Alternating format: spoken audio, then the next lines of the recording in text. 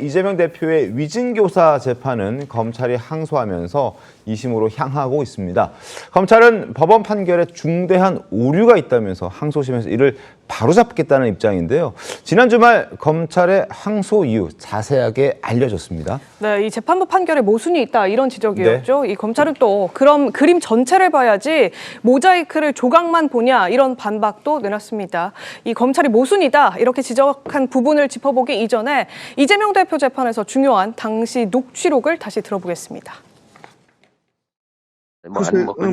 너무 오래돼서 기억도 사실 크게 기억도 잘 안 납니다. 사실 안 나는데 어떤 취지로 저기를 해야 되는지를 한번. 네네. 내가 변론 요지서를 하나 보내드릴게요. 예, 그래도 우리 관계문하고 우리가 했던 주장, 재판에 주장했던 거. 그렇게 해서 제가 보고 인지한 상태에서 네네. 어떤 식으로 방향을 이제 잡았으면 좋겠다. 그러시죠. 예. 제가 얘기해놓은 내용들 있으니까 그거 한번 보십시오. 한번 보시고. 예. 제각에 맞춰서 자, 이재명 대표가 합의나 협의가 없었다는 걸 인지할 수 있었을 거란 재판부 판시에도 주목을 했는데요. 자, 화면 함께 보겠습니다. 재판부의 판시 내용을 좀 보여드리겠습니다. 피고인 이재명이 객관적인 정황에 비춰 피고인을 주범으로 모는 협의 내지 합의가 실제 없었다는 점을 인지할 수 있었을 것, 이렇게 되어 있습니다. 그래서 위증교사 혐의는 무죄, 검찰은 판결에 모순이 있다라고 이야기를 하면서 항소했습니다. 자, 저 부분 어떻게 좀 보셨습니까, 부장님 변호사님? 일단 법리적으로 제가 1심 판결문을 다 봤어요. 원문을 다 보고 나서 네, 아주 이게 기존 법리하고 정말 안 맞는구나라는 걸 다시 확인했거든요. 네. 첫 번째로는 증인은 자기가 아는 것에 대해서 증언하는 사람입니다. 그래서 자기가 아는 것을 다르게 모르는 것을 안다고 하면 그 자체로 위증이 성립을 해요. 네. 그래서 위증 교사도 이 사람이 모른다고 하는데 안다고 하는 거를 부탁하는 그 자체로 성립을 해요. 그 내용이 진짜인지 가짜인지는 양형사유입니다. 근데 여기서 이재명 대표를 무죄를 줄 때 본인이 얘기하는 것이 진짜라고 믿었을 것이다라고 해서 상당 부분을 고의가 없다고 떨어내요. 네. 근데 저 뒷부분에 대해서는 논리가 충돌돼 버리는 게 자신을 주범으로 몰고자 하는 합의가 없었을 것이라는 것을 이재명 대표도 알았을 거래요.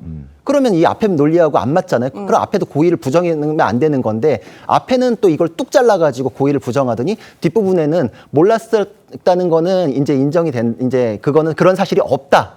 이재명 대표도 그런 합의가 없었던 것을 알 수 있었다라고 해놓고서 이 부분에 대해서는 위증 교사로서 보긴 어렵다. 이러고 또 이제 앞뒤가 충돌되는 얘기를 하거든요. 네. 그러니까 앞에 위증 교사의 성립 범위에 대해서도 기존 판례대하고는 맞지는 않고 여러 가지로 모순점이 발생한다.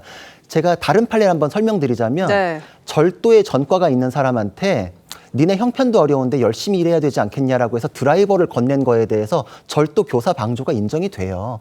기존 판례들은 그 정도의 묵시적인 것만 가지고도 처벌을 해왔어요. 다른 거에 대해서도 사실대로 얘기해 주세요. 이런 거는 다 배제하고서 왜 모르는 거를 증언을 시켜? 라는 것만 가지고 다 처벌해왔거든요. 네. 근데 여기서는 정말 부분 내가지고 기존 법리하고 안 맞는 거를 정말 누더기처럼 짜집기를 했기 때문에 더더욱이나 납득이 갈 수 없다. 이건 제 주장이 아니라 최근에 익명으로 인터뷰를 한 현직 판사님들조차도 네. 기존하고는 맞지 않는 것 같다라는 인터뷰를 할 정도거든요. 저는 이거에 대해서 적극적으로 옹호하는 법조인은 잘 못 봤습니다. 장현주 변호사님은 판결문을 어떻게 좀 분석하셨습니까? 그래서 저는 법리상으로 크게 모순되는 걸 못 느꼈습니다. 못 느꼈다. 전혀 정반대네요. 그렇죠. 그러니까 네. 공직선거법 위반 사건에 대해서는 그렇게 중한형이 나왔을 때 이것에 대해서 이 판결은 논리가 완벽하다라고 또 이제 보수 진영에서는 또 주장을 했던 것 같은데요. 마찬가지로 민주당 입장에서는 공직선거법 유죄 판결에 법리가 훨씬 더 모순점이 많다고 느낍니다. 마찬가지로 이번 위증교사 사건 같은 경우에는 사실 국민의힘에서 계속 이야기하는 것이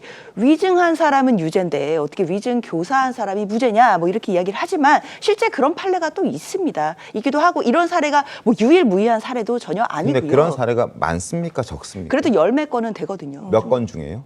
그것까지는 제가 확실히 지금 숫자는 데이터는 기억이 나진 않지만 그러니까 그런 건이라고 하면 부분들을 그게 몇 퍼센트 비중이 저희가 알 수가 예, 없으니까. 그러니까 그런 부분들을 보도하는 지금 보도들이 나오고 있습니다. 실제로 조사를 해서 몇 개 정도가 이런 사건과 비슷한지 이런 부분들도 보도하는 또 자료들이 나오기 때문에 반드시 위증이 유죄라고 해서 위증교사도 유죄여야만 한다라고 보는 것이 저는 법리적으로 오히려 더 모순이라고 생각합니다. 왜냐하면 교사범은 따르게 이중의 고의, 그러니까 교사의 고의와 정범의 고의 둘 다가 인정돼야 된다라는 한계가 있는 것이기 때문에 당시에 이재명 대표가 통화를 했던 당시에 그 위증을 했다라고 하는 김진선 씨가 사실 진술을 할지 여부 또는 진술을 하면 어떤 부분을 허위로 할지 여부 이런 부분에 대해서도 전혀 확정된 상태가 아니었는데 정범의 고의 자체가 있다라고 볼 수도 없는 것이고 그렇다면 이런 부분에 대해서 입증이 불충분하다라고 한다면 당연히 재판부로서는 피고인의 이익으로 해야 된다. 이 법리에 충실히 따른 판례라고 생각합니다. 근데 그 10건을 얘기하셨는데 진짜 위증교사에 대한 판례가 수천 건이에요. 네. 그중에 10개고 그거에 대해서는 제가 판례도 알아요. 왜냐면은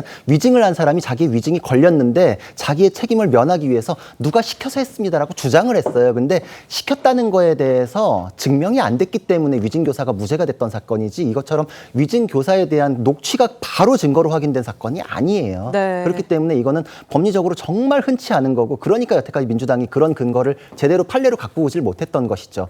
이거에 대해서는 결국은 위증 교사는 무죄인데 이 사람은 그런 위증을 했어요. 자기의 필요도 없었고 하기도 싫어했던 사람이잖아요. 네. 그러면은 정말 폭행이나 살해에서 우리 동기를 찾을 수 없는 묻지마 위증을 했다는 건데 위증에서 그런 묻지마 위증이라는 사례가 있을까요? 저거는 말이 안 된다고 생각을 합니다. 네. 근데 시청자분들이 이제 이 논쟁을 이렇게 쭉 보면 굉장히 이거 법률적인 의미라서 좀 헷갈리고 저게 무슨 말이지? 뭐 싶을 거예요. 네.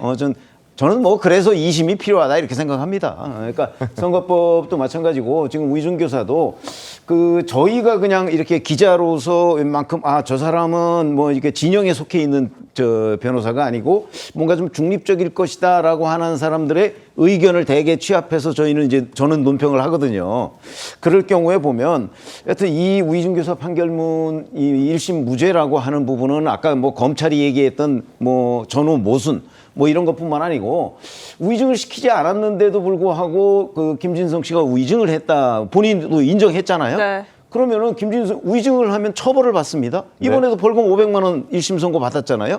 그런 걸 감수하고까지 김진성 씨가 위증을 해야 할 이유 그게 지금 판결문에 없어요. 그러면 김진성 씨는 뭐 무슨 그 자기가 이익을 얻으려고 거기서 위증을 했겠어요. 그러니까 이런 부분이 이제 2심에서 다툴 텐데 지금 뭐 여기서 어떤 진영 간의 뭐 법률 논리로 대결할 건 아니고 그러니까 그러면 한번 2심을 보자. 저는 이렇게 얘기하고 싶습니다. 알겠습니다. 네, 저기- 저희가 예. 네, 김진성 씨가 왜 위증을 했느냐는 위증죄로 500만 원 선고를 받았습니다. 근데 이 당시에 김진성 씨가 백현동 알선 수재 75억, 그다음에 도감청 관련된 비리, 그리고 골프장 관련된 비리 3건의 수사를 받고 있었습니다. 그 3건의 수사에 대해서는 다 무혐의 또는 뭐 기소를 안 하고 그런 걸로 알고 있습니다. 따라서 위증죄로 받을 이 죄가 너무 작은 거죠. 다른 죄에 비해서. 그래서 플리 바게닝의 가능성 그다음에 이렇게 나오는 거 아니겠습니까? 그래서는 이 부분은 여러 가지 의료가 있는데요. 사실 정치인이 공직선거법이 아닌 타 죄로 금고 이상 형을 받으면 피선거권이 박탈되는 거 아니겠습니까? 네. 충분히 저는 법원에서 그거를 인식하고 있으리라 봅니다. 과연 대통령이 출마해서 아슬아슬하게 떨어진 사람을 이런 어떤 직접적인 선거와 관련이 없는 그리고 사건의 출발이 2002년입니다. 22년이 지난 이 역사가 있는 이 사건을 지금 위증교사죄로 금고 이상의 형을 내리는 것이 과연 많은 국민들이 선택하고 있는 선출직의 기본적인 헌법적 지위를 얼마나 저해할 수 있을까라는 부분을 저는 법원에서 심각하게 보리라고 보고요. 네. 따라서 이 우리나라에서 특히 이재명 대표에 대해서 집중적으로 기소가 이루어지고 있는 거 아니겠습니까? 최근에 또 법카 관련된 기소 일어나고 있고요. 누가 보더라도 특정인에 대한 과다한 기소인 건 분명한 거죠. 네. 그에 비해서 이제 현직 대통령은 재임 중에 형사소출을 받지 않는다는 이유로 아무런 또 기소를 받지 않고 있는 거 아니겠습니까? 그런 걸 종합적으로 법원에서 잘 판단했으리라고 생각하고 있습니다. 법원에서 그런 거를 고려했다는 것 자체가 정치적인 판결을 했다는 얘기밖에 안 되지 않습니까? 그리고 김진성 씨의 자백에 어떤 내막이 있을 것이다라고 해서 그게 고려됐을 것이다라는 주장을 하시는데 그럼 김진성 씨의 6건의 지금 증언 중에 4건이 유죄가 됐어요. 네. 2건만 무죄가 될 게 아니라 6건 전체가 무죄가 됐어야 논리가 맞죠. 그리고 김진성 씨에 대해서는 자백만 한 것이 아니라 그거에 부합하는 녹취가 있어요. 그래서 우리 헌법상에서도 자백 보강 법칙이라 해서 자백이 유일한 증거일 땐 무죄를 하게 돼 있잖아요. 자백이라는 건 동기가 있을 수 있는데 이건 자백만 있는 사건이 아닙니다. 그러니까 그런 법리를 가지고서 이거를 밀고 들어올 수 있는 사건은 아닙니다. 알겠습니다. 자, 조금 전에 장현주 변호사께서 위증범이 유죄를 받는다고 해서 교사범이 꼭 유죄를 받는 것은 아니다. 열 몇 건 있다 이렇게 말씀하셨는데 저희가 그 모든 판례를 다 검증할 수는 없지만 어쨌든 최근 3년간 위증교사의 1심 판례를 좀 분석해봤습니다. 총 65건, 3년간 65건 가운데 피의자는 71명이고요. 그 가운데 벌금형과 징역형을 포함한 일단 유죄가 나온 것이 무려 98.6%입니다. 98.6%. 그러니까 위증을 한 사람이 죄를 받으면 교사범이 죄를 받는다라는 게 이제 통상적인 건데 그 중에서 최근 3년간 위증교사 1심 판례를 봤을 때 무죄는 1.4%, 유죄가 지금 벌금형과 징역형을 포함해서 무려 98.6%였다는 부분 저희가 혹시 시청하신 분들께서 오해하실 수도 있을 것 같아서 저희가 저 그래픽을 좀 준비가 된 마당에 한번 보여드렸습니다. 혹시 저기에 대해서 설명하실 게 있으신가요? 제가 본 기사는요. 여기 보면 96년 이후에 여기처럼 위증이 유죄고 위증교사가 무죄가 나온 건이 13건 정도가 있었다라는 것인데 뭐 마찬가지로 뭐 96년부터니까 너무 오래된 기간에 조금 아니냐 뭐 이렇게 반론이 또 나올 수도 있을 것 같아요. 그런데 숫자가 중요한 게 아닙니다. 법리적으로 위증이 유죄여도 위증교사가 무죄인 경우가 분명히 성립할 수 있는 것이고 이것은 사례라도 성립되지만 법리상으로도 분명히 가능하다라는 지점이 있기 때문에 사실 검찰의 입증이 부족하면 당연히 피고인의 이익으로 무죄를 선고하는 것이 당연히 법원의 논리일 것 같습니다. 알겠습니다. 네, 지금 마지막으로 하나 더 좀 짚어볼 것이 이 김진성 씨의 유죄, 그러니까 위증이 유죄다 이렇게 인정을 하면서 검찰이 지금 얘기하고 있는 것이 그렇다면 이재명 대표와 연관된 지난 2020년도 선거법 무죄 확정 판결에 이 위증이 영향을 미친 부분, 이 부분은 왜 따지지 않고 그냥 넘어갔느냐, 이것이 부당하다 이런 취지로도 논박을 지금 하고 있는데요. 최 의원님 어떻게 보십니까? 그러니까 위증이 언제 있었냐면 2019년 2월에 있었어요. 네. 그리고 이재명 당시 경기도지사가 김진성 씨한테 전화한 거는 2018년 12월에 있었어요. 네. 그리고 나서 그 1심 판결에 무죄가 나온 게 2019년 5월이에요. 아까 2020년 얘기는 최종 확정이거든요. 네. 그렇기 때문에 지금 이제 그 관계, 그러니까 김진성 씨의 위증과 이재명 대표의 선거법 허위사실 유포 무죄와의 연관성은요. 실질적으로 그 재판에서만 따지면 3개월 뒤예요. 네. 그러니까 직접적인 영향을 미친 거라고 보여져요. 그렇기 때문에 그렇게 본다면 결국 이 영향, 지금 검찰이 지적하는 게 그거잖아요. 이게 이제 결국 최종적인 결과에 김진성 씨의 위증이 얼마나 영향을 미쳤는가 하는 것도 양형으로는 굉장히 중요해요. 그렇죠. 이게 가중사유라는 거죠. 네. 영향을 많이 미쳤으면.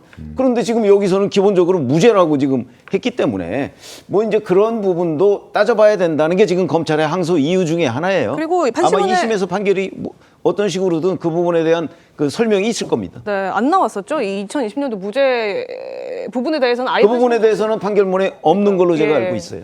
자, 아직 항소심 시작도 안 했는데 이렇게 논란이 뜨겁습니다. 항소를 한 것만으로도 지금 이렇게 이슈가 되고 있는데 구자민 변호사님, 항소심 과정은 어떻게 좀 진행이 될 건지 짧게 좀 말씀해 주실까요? 사실 이거는 다른 증인이 필요 없는 사건인데다가 항소심이거든요. 그래서 보통 시간이 오래 걸리는 건 증인 신문 때문에 재판 기간이 오래 걸리는데 네. 이거는 다른 증인도 필요 없을 뿐만 아니라 지금 김진성 씨랑 이재명 대표는 같이 재판을 받잖아요. 네. 근데 있는 상태에서 물어보면 돼요. 그렇기 때문에 재판이 생각보다 그렇게 오래 걸리지 않을 것이다. 그리고 1심에서의 얘기는 지금 통화나 이런 것들에 객관적인 증거가 있는데 그냥 판단만 다르게 한 거거든요. 네. 그러니까 결국은 법리 판단만 남았다. 통상적인 판단에 의해서 다시 뒤집어질 가능성이 있다. 왜냐하면 예전에 뭐 민주당 안인정 지사도 1심에서 전부 무죄였지만 2심에서는 중형을 선고받고 법정 구속까지 돼버렸거든요. 네. 이런 사례들이 있기 때문에 판단 영역은 굉장히 극명하게 달라질 수도 있다. 이렇게 생각합니다. 1심은 꽤 오래 걸렸지만 2심은 금방 끝날 수도 있다 이런 말씀이신 네. 거죠? 알겠습니다. 상황 좀 지켜보도록 하겠습니다.